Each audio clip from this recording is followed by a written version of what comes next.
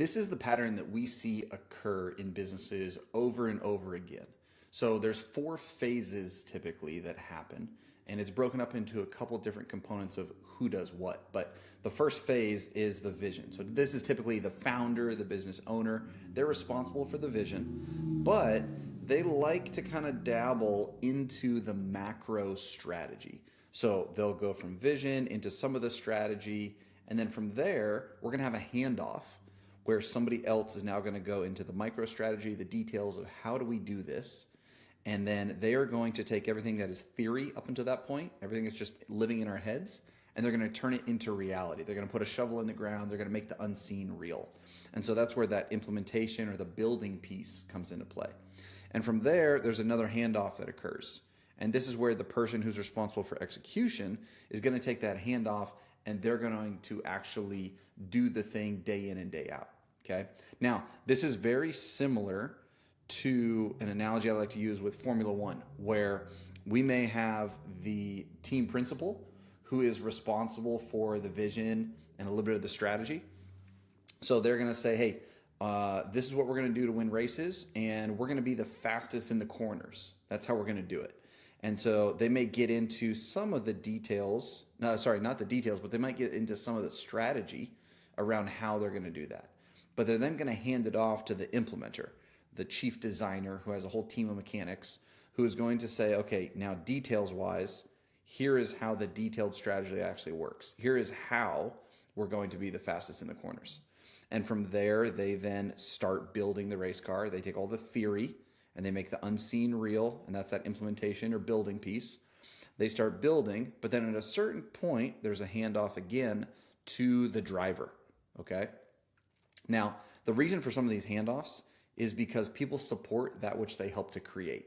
And so we want buy-in. We want people to be involved in part of this process. The common sense, with the driver is like, hey, we need to know how far back do I need to put the seat? Do you know what all the buttons on the steering wheel do? Like, how does the suspension feel? Give me some feedback here. And so that's what's happening kind of at this phase. And then it's the driver who's then going to take the race car and go out onto the track and win races. And what typically happens in most businesses is that they're completely missing this middle part. They have a visionary, they have maybe an operator or an integrator, but they skip over all that and they try to jump from the vision straight to the execution to get it done. And they fail to build the race car. And so what happens is you end up sending possibly a really good driver out onto the racetrack in a go-kart. And he gets frustrated and you get frustrated and we aren't winning any races and we throw our hands up or we stall out or the business gets bottlenecked because nobody has ever built the race car. And so this is what we do through Ops Academy. We come in and we help you build the race car.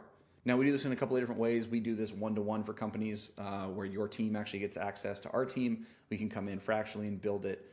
We do it through a group coaching model, or we also have a 90-day sprint. That's a bite-sized approach to not overwhelm you, whether you're the owner or you are the operator, to give you the support you need to start building the fundamentals, the building blocks to be able to grow the company. Because what we see over and over again is everybody wants a double or a triple. They want to grow revenue, they want to grow profit, but I use the analogy, it's like a single story house and everybody wants to stack a second or a third story on top of the house.